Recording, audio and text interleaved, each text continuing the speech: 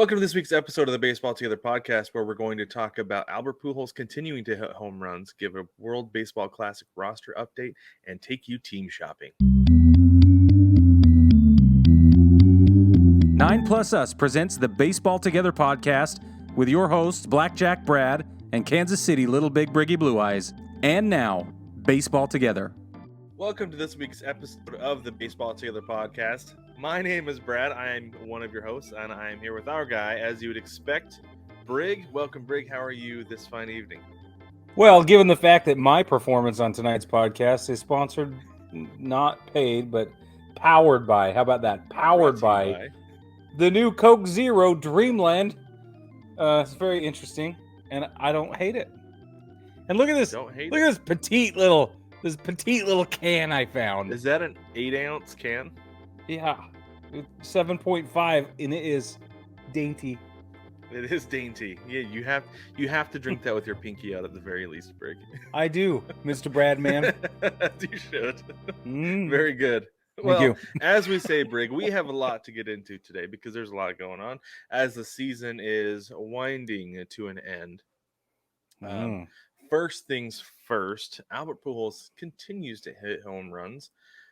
He passed a run last week. We talked about that, but he has hit 698 home runs now. Yep. Any day he will be hitting home run number 700, I anticipate. Because I think once you get in a groove like this, it doesn't matter what the pitching is doing, like what's going on with the pitchers, whether they were grooving pitches down the middle to him or actually pitching him. I don't know. And I don't really care, to be completely honest with you. He's in a groove. He's going to continue to hit home runs. Brig, how many home runs do you think he finishes with is the question I have for you. 713. 713 with 2 weeks left in the season. 20 games? It's got to be, what is it, around 20? It's almost exactly 20 games left, right? Yeah, I think it is like exactly 20 games. I'm going to say 702. 702? That's he's it? He's going to hit a couple more. Yeah, he's tired. He's an old man. He's not going to play every day, even with the DH. You're tired. I am tired. You're right. Yeah, I don't know that he'll actually make it to 713, but it's going to be more than 702. That's only 4 more in 20 games. I know. And out of 20 games, I bet you he plays 12. Okay. Well, that puts him at 710. If he hits one a day. Yeah. I don't know that he will. That's pretty far-fetched. No, I don't know. It's interesting. It's fun to watch, though. He is going to hit 700. I'm sure of it. Yeah. And he'll reach that elite level of the 700 club, and it'll be fantastic and could be one of the very last members we see for a very, very, very long time. That's a fact. Let's talk about Tony La Russa for a couple minutes. Okay. So first things first, we know that he was having some health issues earlier this year, right? Like, we saw him falling asleep in the dugout, and it turns out that I don't know that was necessarily him just being a tired old man. I think there was something else going on there, and turns out he had to have a pacemaker installed into his chest cavity, and there's no return date yet for him to come back and manage the club, and I don't know if he's going to. Do you think, Brig, if the White Sox somehow make the playoffs, make the wild card, or win the Central or whatever, that his doctor's like, yeah, go ahead and manage playoff baseball? Or is it going to be a Lou Brown situation? Yeah, he's not going to. Lou Brown is exactly right. Yeah, no, I don't think he's coming back. Doesn't matter why or what the scenario is. I think he'll need the time to settle into the new normal. Yeah, I think you're right. I think he could honestly be done for good. Yeah. His doctor could be like, no, it's time for you to officially hang it up and be done, because managing baseball is way too stressful on you and your heart. Well, is it put that? What's that?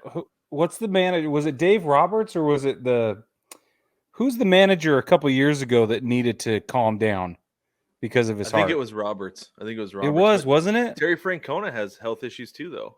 Yeah. Yeah, he does. Well, you And spend he that just long keeps in coming Boston. back. How could you not? Yeah, for real. So. I'm just kidding. I'm just kidding. Sorry, Mike. I wonder if Tony La Russa is going to finally put that law degree to use, though. Yeah. Brad hit me tonight. He said, did you know Tony La Russa has a Juris Doctorate from Florida State? I said, what? Turns out it's true. And he passed the bar in, what'd you say, 1980? 1980, yeah. He graduated in 78 and was included in the Florida bar in 1980. That is fascinating information. Literally amazing. Put that in your prayer and ponder it, baseball family.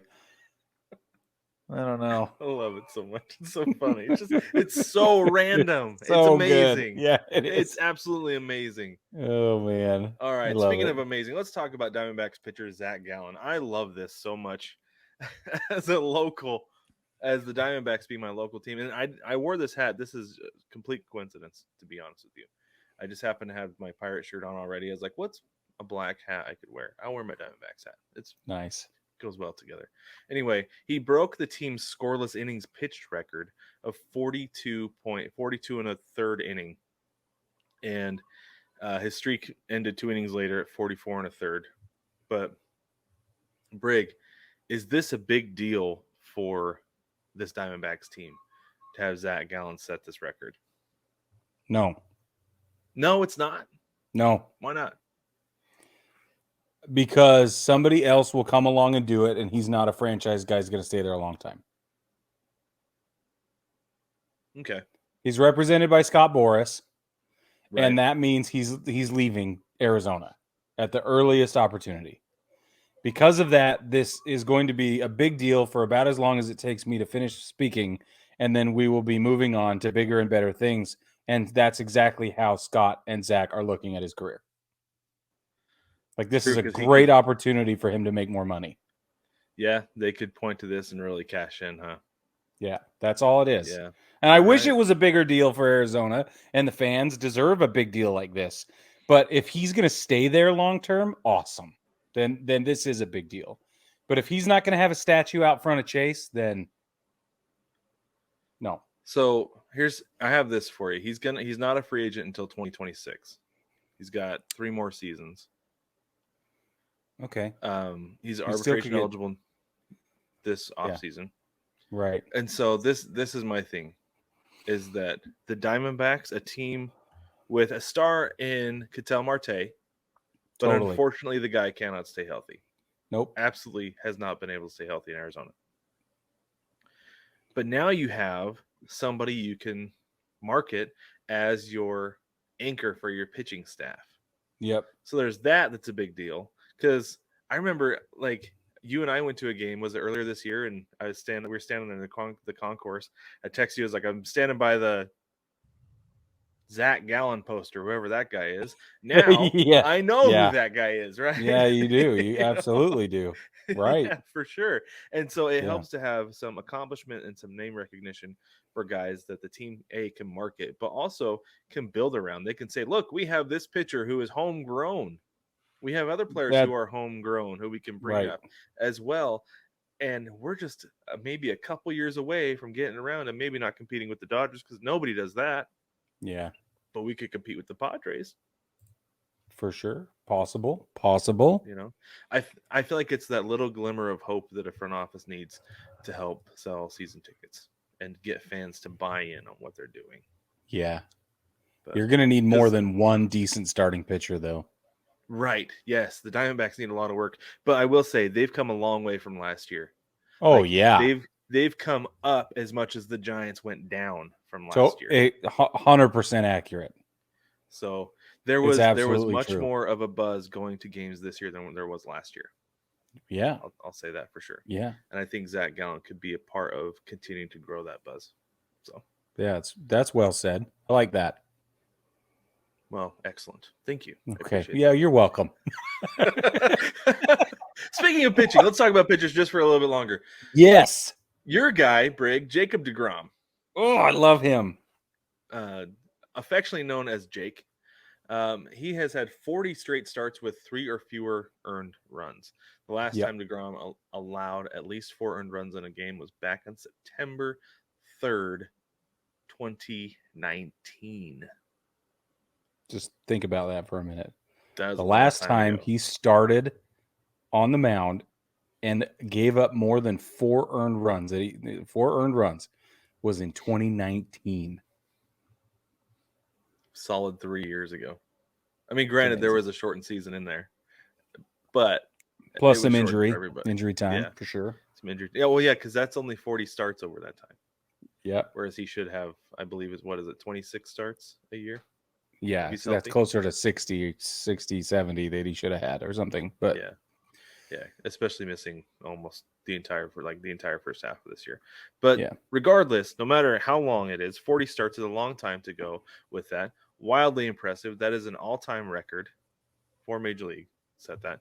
And Jim Scott previously held the record for more than 100 years. Yep. And he did that on June 1st, 1913 to June 4th, 1914. Yep. It took Scott a year. Jim Scott, it took a year, but arguably he didn't have a ton of injuries and time off and shortened season and all that other stuff. Well, and back then they didn't have a limit on the number of starts. Like you could start 2 days later. Like, how you feeling today? Feeling good, coach. Okay, go out there and toss a few for me. Exactly. Stuff like that. Guys, exactly. Like, who was the guy who got struck by lightning and finished the game? Like, the Cleveland pitcher. Yeah. I forget his name. It's wild. But stuff like that going. That's why he had 40 starts in a year was all. Yeah, that's exactly right. But what's cool about this is that deGrom, so the earned run stat was established in 1913. So because of Jim Scott, that's not like how it all came about, right? So then deGrom has only given up, we've already talked about what he's given up. His earned run average is 1.98. And he's struck out 888 players in 103 starts since 2017. That ERA number is what's the craziest to me. Yeah. That it's sub 2. Sub 2 over this huge span of time since 2017. It's crazy. Yeah. That's bananas. I'm curious what year it was that he cut his hair. Because I swear to you, he got better once he cut his hair. 100% better. Yeah, I totally agree with you. But I'm more curious about whether he'll stay in New York. He says he remains adamant that he will not. But Cohen says he'll do whatever he can to keep him. And I don't know what is going to happen. Because Cohen's basically got a bottomless checkbook. Yeah, and he's shown that he's willing to use it. So, yeah. I'm pretty nervous about that. He's got one more year. He's not a free agent until 2024. He's got one more year with the Mets. Yeah. And that's really interesting too, because what happens next year if it comes down to the trade deadline and he's like, no, I'm not re-signing with you. I do not want to be a Met after this year. I'm like, okay, then we have to trade you because we're not about to lose you in free agency. Yeah. Then that would be a whole nother Soto situation. It will be. And can I just throw this out there? I'm not even going to predict it. I'm not saying this is going to happen, but can you imagine a world where Nestor Cortez, Garrett Cole, and Jacob deGrom are on the same starting rotation? In a world. In a world where Brig's dreams come true. Well, so here's the thing. You bring Excuse up me Nestor while Cortez. I take a bougie sip of my Coke. And with that, yes. But this is my thing though. Like Nestor Cortez has been lights out and like borderline Cy Young candidate, right? If there wasn't other things going on in the league. I don't know what Nestor Cortez is going to be next year. That's my thing. Right. This could be a 1-year phenomenon with him. It could. And then he could just fall off the face of the earth because he basically came out of nowhere because he wasn't really very good before this year. Yeah, he was terrible with Seattle in two years ago in 2020. Yep. Absolutely terrible. So he could go back to that. I don't know. He could. You shut your mouth. You stop it right now, Brad. I know it's possible, but I don't want to hear that right now. Let's move on. Let's talk about the World Baseball Classic. We love the World Baseball Classic around here. In our house, It's the WBC. So we have a couple roster updates for you. A couple of guys you would expect to be playing for Puerto Rico. You got Javi Baez and Carlos Correa, or will be playing for Puerto Rico again. So that means that you're going to have more no-look tags in the World Baseball Classic. One of the greatest baseball highlights we have ever gotten. And legitimately, Brig, some of the greatest plays I've ever seen in my life happened in the last World Baseball Classic. Yeah, and all because of Javi Baez, or a lot of them. Well, there was Javi Baez. Jose Bautista was playing left field. Oh, that's right. For Puerto Rico, and that was a absolute strike that he threw against Colombia. And man, I was like jumping up and down. I was like, "What is this?" That was when I was absolutely all in on the World Baseball Classic. Was that very moment? Yeah, and that's then awesome. It was like 5 minutes later, Baez does that down to second base. I was like, "This is where like he just and one baseball mixtape tour." That's right. He like grabbed it, held it down, and was pointing at the catcher without even. He didn't even look at the runner. Yeah, pointing to the catcher. Oh, it was amazing. I think it was Yadi Molina who threw it too. I wouldn't be surprised. But anyway, yeah. So more of that in this year's World Baseball Classic to look out for. Carlos Correa, I think that dude just lets it fly too. Yeah. Because I think he holds back in Major League Baseball because he has to. But when he gets with his fellow countrymen, and they like the Puerto Rican team is exciting to watch. They are a ton of fun. Yeah, agreed. So they are must-watch TV. Well, they have more fun than everybody else. Like, let's be honest.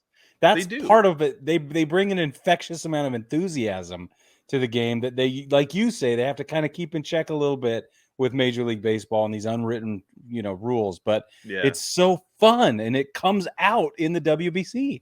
It does. It's such a soccer atmosphere all around because everybody's willing to cheer and pimp their home runs, everything.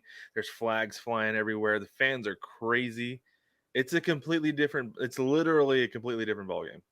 Yeah. Than watching Major League Baseball because sometimes Major League Baseball is a little too buttoned up for me these days.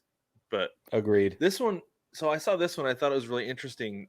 Mariners catching prospect Harry Ford will be playing for Great Britain. Interesting. Yeah, he's playing for. I believe he's playing for the. He's not with the Arkansas Travelers. I want to say he's with the Everett Aqua Sox still. Okay. But yeah, I thought that was really just absolutely fascinating because he's from Georgia.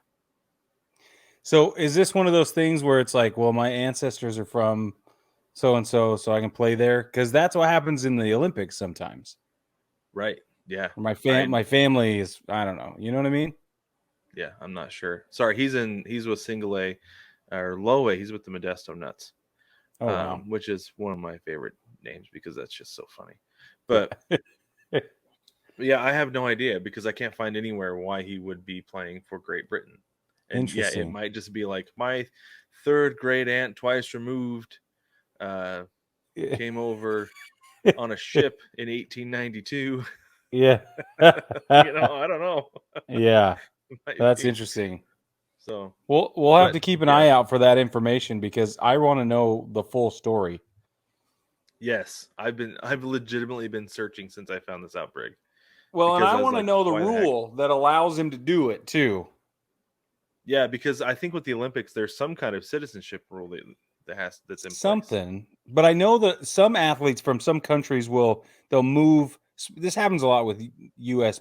based athletes, but their families are from other places, or they're and there has to be a degree. It can't be 7 degrees to Kevin Bacon. There has to be some rule. I forget the stipulation, but they have a better chance of making it to the Olympics on a different team, obviously. Mm-hmm. So they choose to represent the other team, which is fine. It doesn't bother me at all. It bothers a lot of people, but it doesn't bother me. I think so. Now that I think about it, I think it cannot be more than 2 generations removed because there was a kid who played baseball where we went to college. I was talking to him after he had graduated, and his grandmother was, I want to say, Indonesian. And the Indonesian baseball team, national team, reached out to him to come pitch. Oh, wow. And he was like, I'm good. But the fact that, he fit the lineage. Yeah, exactly. Looking for, and it worked for him. So yeah, it's interesting. Maybe we'll have to look that up for the World Baseball Classic before the next episode because I'm sure we'll have more updates coming down the pipe. Mm-hmm. In the meantime, let's talk about Aaron Judge. Oh, yeah. What is he, the Chief Justice of the Supreme Sport? Every day, baby. Yeah, I call him the Chief Justice of the Supreme Sport. And my daughter always says, Dad, did the Chief Justice, what's his name? The Chief what? Did he hit a home run today? It's adorable. That's like, and the answer to that should just be probably, because at this point he most likely did. It's like I used to check it on this Mariners website every day because it was before before I had a smartphone and all this stuff to check scores, and it was did the Mariners win today.com. And, and for a long time it would know, yes, they'd update it every day, but eventually it just got to the point where they just put probably not, and they just left it, and then it eventually fell down. Oh no. That is a true story. That was a real actual website, and it was amazing. That's terrible. So Aaron Judge has 59 total home runs on the season through 142 games. Maris threw 56 or had 56 through 142. Babe Ruth had 53 through 142, and he ended with 60. Maris ended with 61, and then Alex Rodriguez had 52 through 142 games. He ended with 54. So he is well ahead of the pace. Has a long time to go before he catches Maris, because this is the thing too, is that Babe Ruth at the time had 154 games, I believe, to reach his mark of 60. Maris was one of the first seasons that they had 162 games, and might have been he hit 61 right in 1961. Yeah. Did you know there was never officially an asterisk because of the additional 61 games? Yeah. There was so much upheaval, and people were so angry about the 61 coming in a full 162 season instead of 154. People were irate that they allowed Maris to have officially broken the record. But I don't know. There was never an asterisk. It's not in the books. No, it's not, because it's official, because they were official games played. If there had not been official games played, then it wouldn't have counted. But anyway, right. So Aaron Judge is going to hit more than 61, and I don't even remember what we said. I think I might have said 64 total. I think he's past that. Yeah, I think he will. I think I said 60. What did I say? 65 or 66 or something? I think so.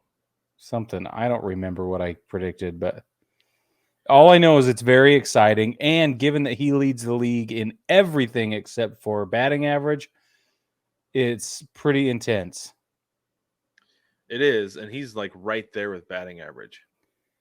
Let's move on to that. So, this gets into the Triple Crown conversation with Aaron Judge. If you're not paying attention, you should be. We talked about Goldschmidt and his Triple Crown push and the chances of him succeeding, but let's move to Aaron Judge now. So Aaron Judge leads the league in home runs with 59. Second place is Yordan Alvarez, who has 37 home runs. Alvarez is not going to catch Judge. So no chance. I feel like the home run record totally solid. Same with RBIs. Aaron Judge leads the league with 127 right now. Jose Ramirez is in second place with 113. That's RBIs. Batting average is where it gets dicey. So currently Aaron Judge has a 316 batting average. That puts him tied for third place with Xander Bogaerts at 316. Both of them are behind Luis Arraez of Minnesota at 317. So I looked it up, and then I found that my good friend, now he's my good friend, Andrew Simon of MLB.com, did a whole breakdown for us to assess what are the chances that Aaron Judge will earn the Triple Crown and beat out the competition for batting average. And I'm not going to give you all of them because he does a really thorough job at MLB.com. You got to go check it out. It's a great article, but there are a couple of scenarios he breaks down. I think there are 4. I'm going to give you the details here. If Aaron Judge goes 30 for his next 70-ish at-bats, right? About 70 at-bats, because this was written a couple of days ago. But if Aaron Judge went 30 for 70 to finish at 324, okay, that's awesome. He finishes at 324. He could do that, but then the rest of the competition would have to do this. Okay, Arias would have to have 77 at-bats and no more than 26 hits. That would put his average at 338. So Aaron Judge would have to do better than that. Bogarts would have to go 26 out of 71 at-bats with a 366 average over that period of time. And that would shift Aaron Judge over the top. Let me go down all the way to the bottom where he gives his final scenario of Judge finishing with only a 300 through the remainder of his 70 at-bats, or about 70 at-bats, right? So that puts him finishing at about 309 overall. Let's say he does really poorly, okay? If Aaron Judge does poorly and goes 21 for 70, and he does 300 the rest of the season, Arias would have to be 18 for 77 and hit 234 through the remainder of the season. Bogarts would have to hit 239 through the remainder of the season for that to be the case. So bottom line, and I'm just going to quote this from Andrew Simon, quoting, says, a Judge batting title, and by extension a Triple Crown, is clearly within the realm of possibility, but just as clearly it's going to be super difficult.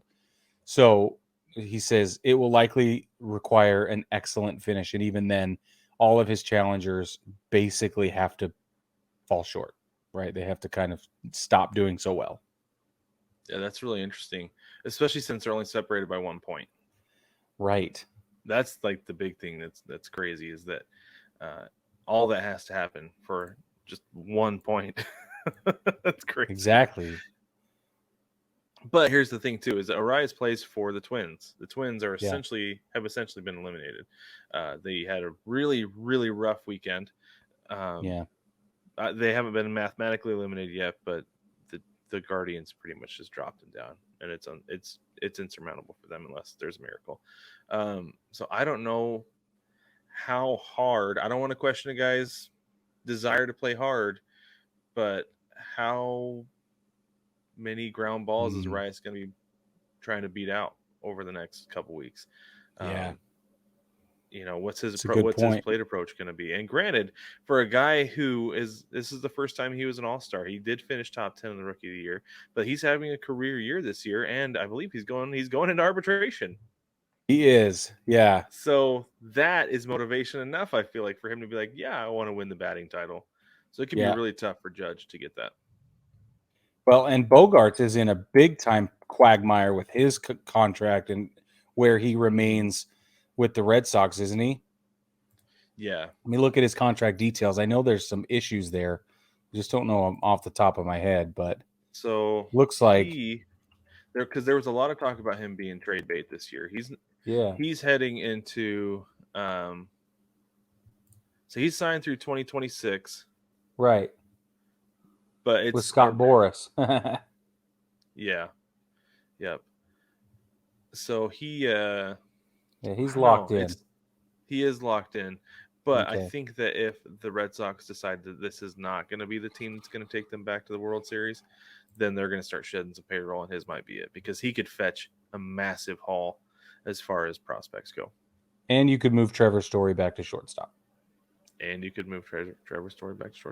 because you're paying him a whole bunch of money. You sure are.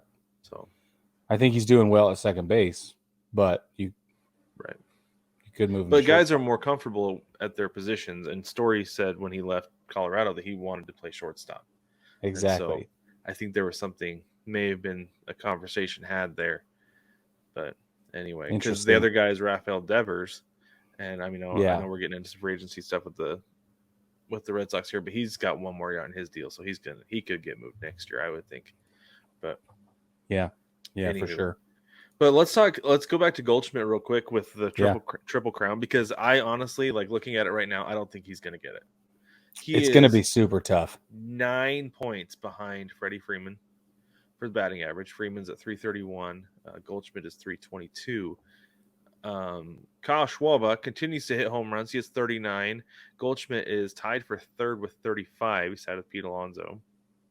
And then Austin Riley has 36. And then with RBIs, Pete Alonso has 115 and Goldschmidt has 112.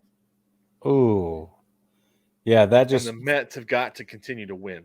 They have to. Time. Yeah, and so do the Phillies. Have to. Yeah. Yep. Phillies absolutely have to. Yeah, Phillies they're in big trouble right now after giving up that Braves series. Oh man. Yeah. Yeah. So I don't think Goldschmidt is going to get it. I don't think so either. Got too much ground to make up between now and the end of the season, especially with batting average. Like it's Freeman.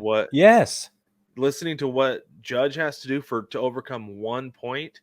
Freddie Freeman just continues to hit. That's all that dude does, is he just hits. So for sure. I think Paul Goldschmidt's Triple Crown hopes are over. He's got to be looking forward to the playoffs now, though, because the Cardinals are going to be in. They're going to the playoffs. So there's that. Yep. No doubt. For sure.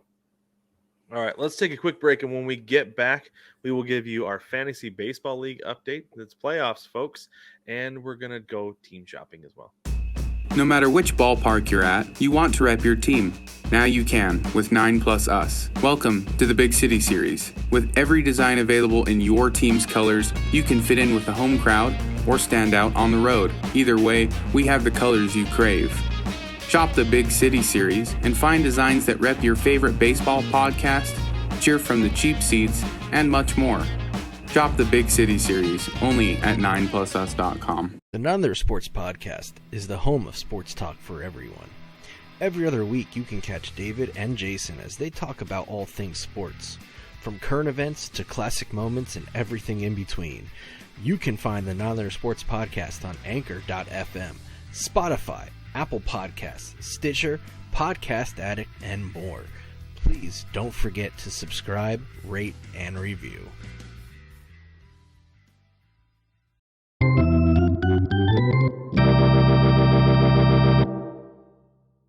Welcome back, baseball family. We are here and we're excited. Brad is going to give us a fantasy update really quick, and then I'm going to take us into the playoffs. We've got some updates for you that are really interesting. And we're going to help you shop out a team. But first, Brad, tell us about playoff baseball in the fantasy league. Yeah, so like you said, the Fantasy Baseball League has reached the playoffs. Brig and I, for those of you who keeping track at home, did not make it because, well, we just didn't cut the mustard, if you will. But Brig, however, over the last 2 weeks, smoked me like big time. He won 887 to 578. So I've been eliminated from the eliminated bracket. Yeah, you're done. The consolation bracket. But our matchups we did have Big League Chupacabras. That's Jewel against John.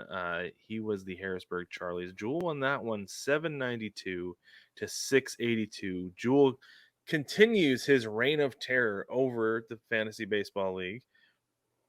His top scorer, he actually had Jose Abreu with 126. And then he had Joey Menzies with 95 points. John's high score was Vlad Guerrero Jr., the third, with 148 points. Then he had Reese Hoskins with 94. But the difference was Brig. Yeah. John had 7 empty spots on his roster. Oh, wow. That is how you lose by 110 points in the playoffs. Yeah. I wonder if he went to make some changes and then he just forgot to do them before the week started. Probably. That stinks. It happens. All right. In our other matchup, we had Denise, Grace Under Fire, and Jason Nunn, other fantasy team. Denise won this one 826 to 690. Denise's top scorer was Frederick Freeman with 166 points. Jason had Bo Bichette with 136. Jason had one empty spot, but he also had Starling Marte, who was on the 10-day IL, and got him 0 points. Oh, yeah. So there's that. So the final now going on at this very moment, we have Denise and Jewel are battling it out for the champion. And Denise currently is leading 44 to 29, but it's day 1 of 2 weeks, so anything can happen during that time. I believe they both have their rosters filled out. Denise, I think, said that she's going to make some changes today, but she didn't get to because she had some stuff going before the first game started. So she is started early today. Yes, they did. Yeah, it's what the Twins and the Guardians got going real early today. So yeah. Anyway, we're going to follow that and see how it goes. And we will crown a champion here in 2 whole weeks. 2 whole weeks, Brad. All right, cool. So exciting. Thanks for jumping into that. Baseball family, we have a lot of playoff information for you. First and foremost, let's go over the playoff format. Because starting October 7th, these are the real playoffs. Yes, thank you. Starting October 7th, the playoffs are on. The games end October 5th, a couple of days off or one whole day off, and then we jump into the playoffs, and those will be played by wild card teams. Whereas there's previously been 1 wild card team, now there will be 2 in each league, and they will play like a crazy cakes. Or 3, I mean. Sorry. Thank you. There'll be 3. Yeah. They're going to play like crazy cakes, and the number 1 seed gets a bye, and that's how this goes. So this is the number 2 seed. So here we go. 12 teams instead of last year's 10. Here's the breakdown. The number 1 seed will get a bye in the league division series. That will be the best record in the league. Okay. The number 2 seed will get a bye to the LDS. That will be the second best record among division winners, not just in the league, but the division winners. Number 3, the number 3 seed, third best record among division winners. Number 4 seed, best record among wild card teams is the 4th seed. The 5th seed, second best record among wild card teams. And the number 6 seed is the third best record among wild card teams. There will be no reseeding as things develop throughout the playoffs. So that's how all 6. Let's talk about reseeding for a minute. What that does and doesn't mean. So those of you keeping track, the NFL, for those of you who follow NFL playoffs, they reseed. So like you have the one, and so this format is similar to what the NFL does with the top 2 teams getting a bye. And so after wild card weekend, it doesn't matter who it is in the NFL. So like say like the 5 and 6 seeds win, the 5 seed would play the 2 seed, the 6 seed would play the 1 seed. Or if 3 and 5 win, then if 3 and 5 were to win, then 3 would play the 2 seed, 5 would play the 1. No, this is a straight bracket. Yeah. It is a straight shot. Like the winners of the wild card rounds will know who they're playing the minute they win the game. Yeah. Because they're going on to play the 1st and 2nd seed who had the bye. Yep. That's exactly right. So that's how each league will get their 6 teams for a full 12-team format. Okay. The wild card games will be a best of 3 series as needed. Obviously, they will be played at the team's home field who had the best record among the wild card teams. The LDS best of 5, LCS best of 7, World Series best of 7, which you should know. Yeah, those wild card series, it's a big deal for some of those teams to get home field because the 3 and 4 seed. So basically what it comes down to is Cleveland is going to have home field because the way that it stands, the way that it's looking like it's going to go right now is they're going to win the AL Central. They will have home field over the number 6 seed. And then the 4-5, whoever that is, whoever's the number 4 seed there is going to have home field. Now, Brig, think about this for a minute. The Blue Jays have the best home field advantage in the playoffs. Absolutely unequivocal. There are teams that will come in to Toronto shorthanded because of vaccination laws in Canada. So honestly, the way I'm looking at it is I don't think the Mariners are going to catch the Blue Jays. I want them in that 6th seed. For sure. I would way rather go to Cleveland than Toronto. Bro, I'm telling you, this is like unprecedented levels of home field advantage. It's never. Big time. I don't think I don't think we've ever seen anything like it. But I don't think in sports this has probably ever happened. So It's a huge deal. And if they continue to go through the playoffs, if they advance, then it's an even bigger deal because they're going to play multiple teams in Canada with the same problem. So, yeah. Could you imagine if they made it to the World Series and then that was like the difference maker? And I know guys like Andrew Benintendi said, I'm not going to get vaccinated unless, or I think it was Whit Merrifield said that he's not going to get vaccinated unless he gets traded to a contender. But I think there are still some guys who won't do it.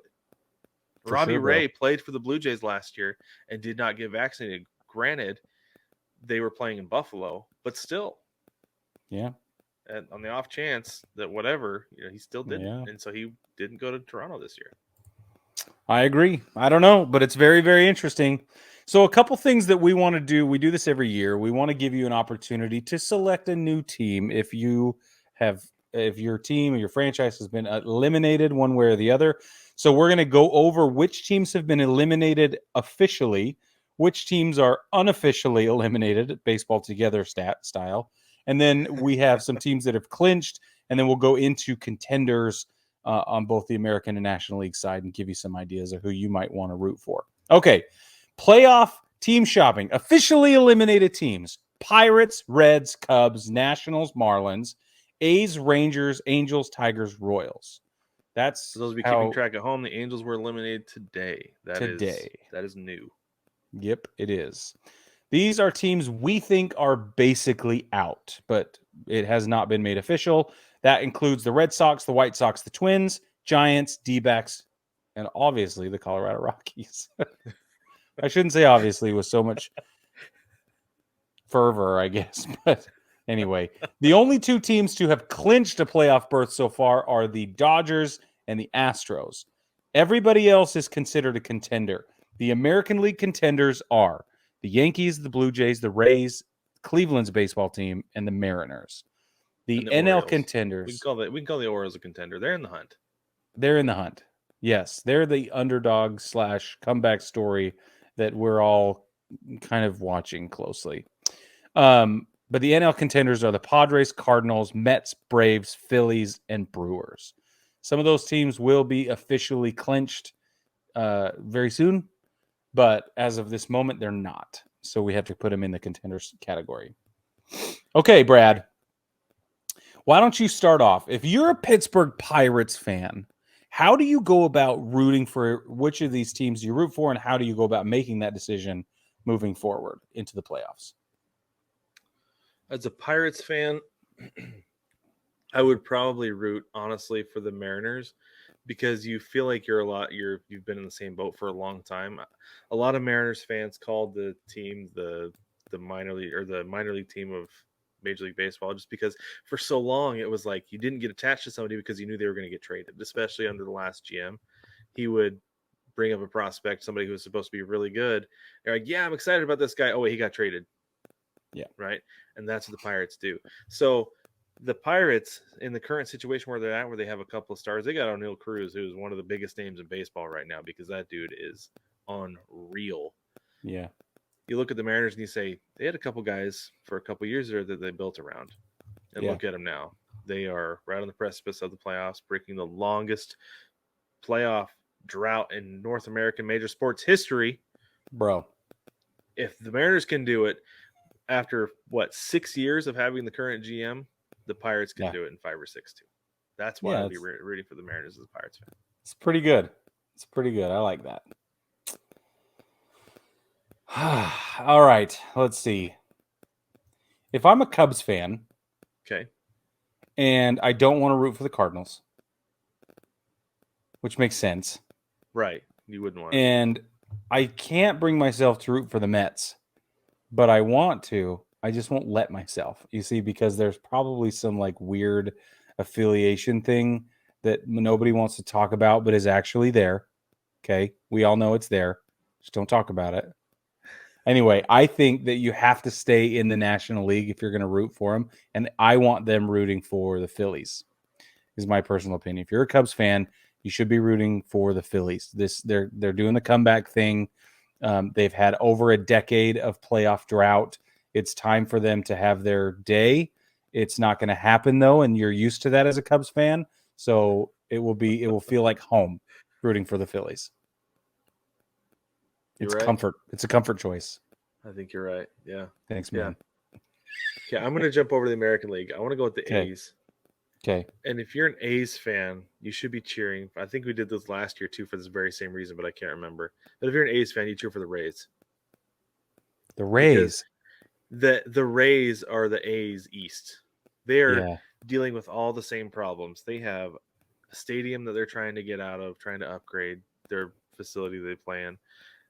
Their management works on a razor-thin budget. It seems like the Rays do pay a little bit more than the A's do, but not a whole lot, because they have one of the lowest payrolls. And it's been based off of homegrown talent. the A's just need to draft well and not have guys leave for the NFL, right? And yeah, and have guys reach the major league level and they could contend rather than trading off. And I know they had kind of a fire sale this last year, and they got some pretty good prospects that hopefully will pan out for them. Only kind of hoping, but right. Just because they're AL West. But anyway, no, these two teams are like mirror images of each other. It's just that one is run better than the other, right? Yeah, So that's true. That's the issue there. But no, if I'm an A's fan, I'm cheering for the Rays. It's nice. It's really nice.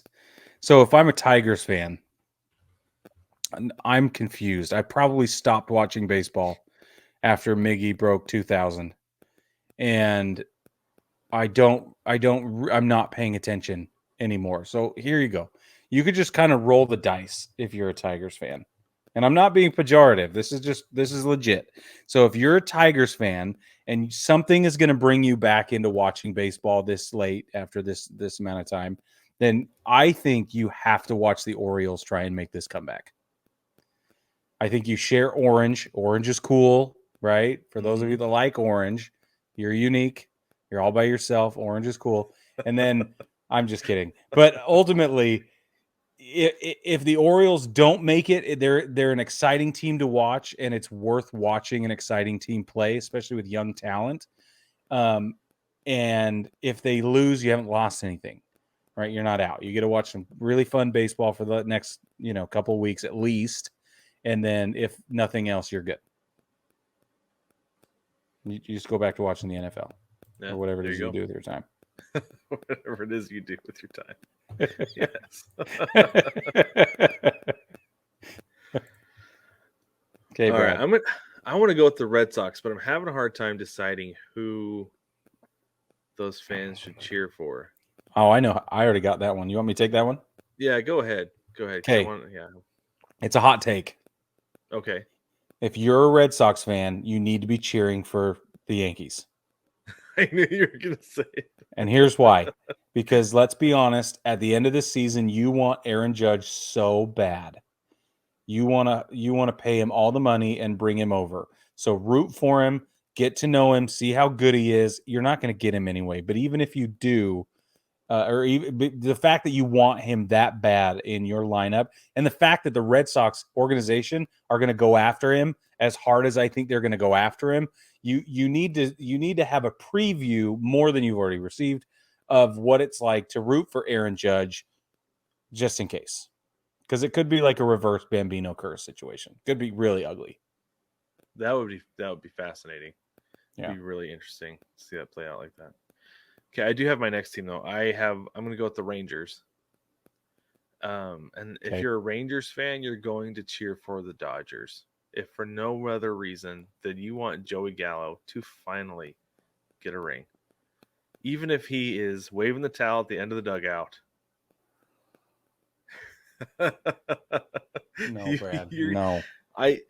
Brig, I guarantee you there are still so many Joey Gallo jerseys at that stadium in Arlington. Oh, yeah. There are so many Joey Gallo fans who would love for him to get a ring just because of how well he played when he was a Ranger. For sure. Right? It's just like staple. The Rangers didn't do anything for him. They didn't build a team around him to go anywhere. And we saw that. We saw that this year. The Rangers got eliminated last week even when they did pay guys.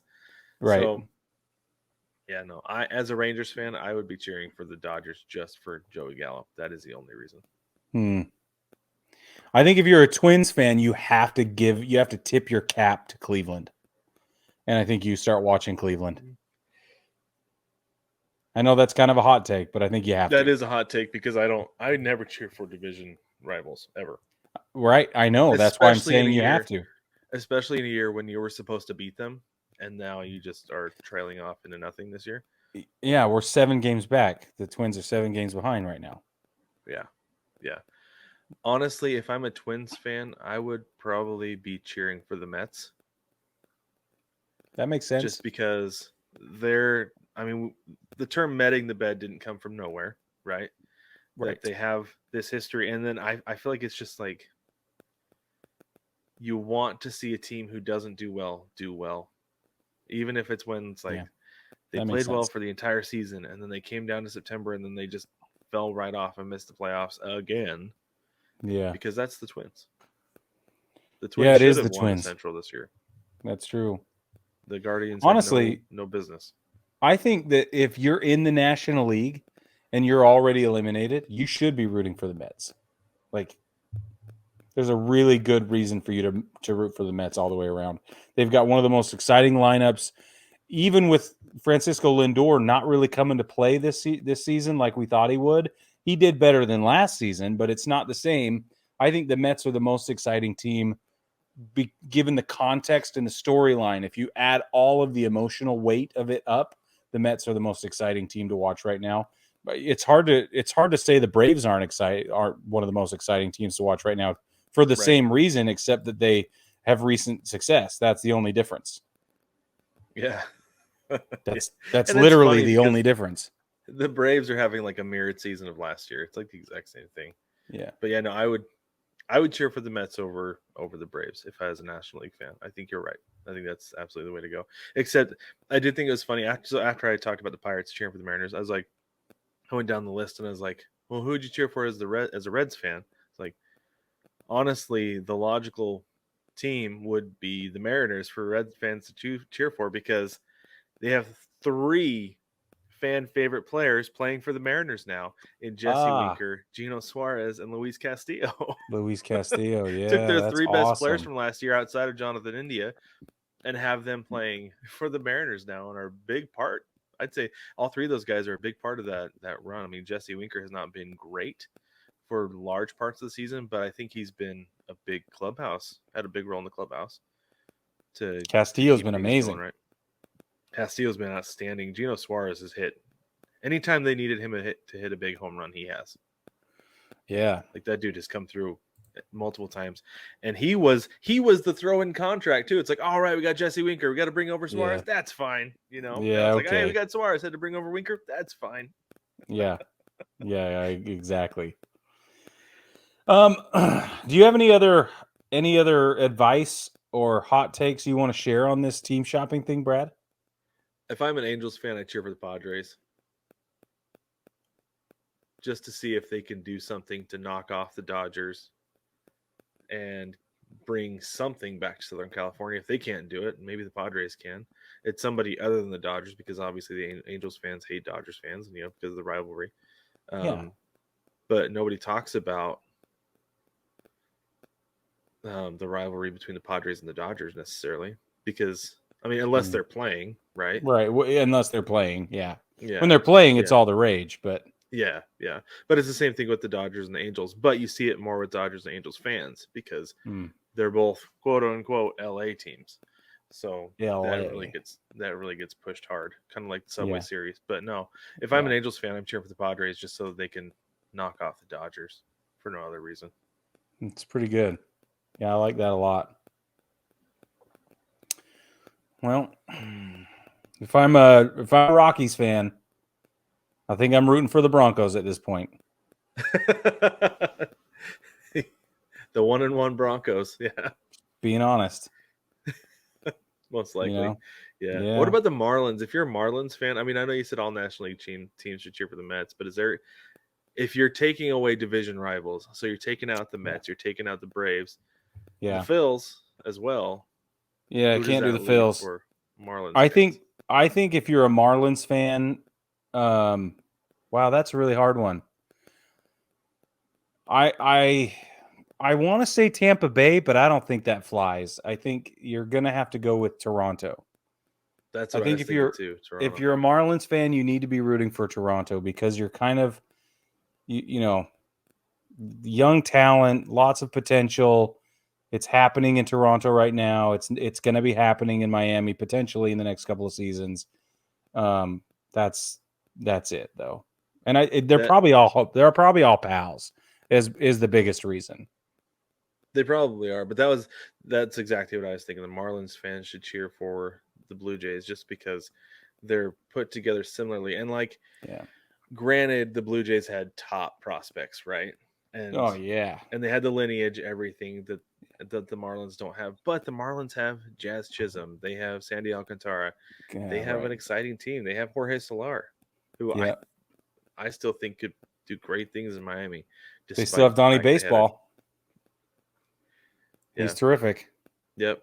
Yeah. So I think the Marlins fans should be looking at what the Blue Jays have done, and yeah, I agree. Because they could go in there, they could wreck the NL East next year. Yep. Yeah, they could. Next year, it could be between Baltimore and Toronto. Honestly, it could that'd be a world, wouldn't it? Because no Judge this year, the Yankees are what, a 500 team probably. Barely, maybe they're barely a 500 team. Yeah. I think you're right. Yeah. So no Judge next year, the Yankees are in big trouble. Yeah. Big time. Well, big time, man. Let us know what you think about team shopping. Did we get these right? Did we get them wrong? And if you are a fan of an eliminated team, who are you cheering for? Do you have a playoff team you're cheering for, or are you just watching football now?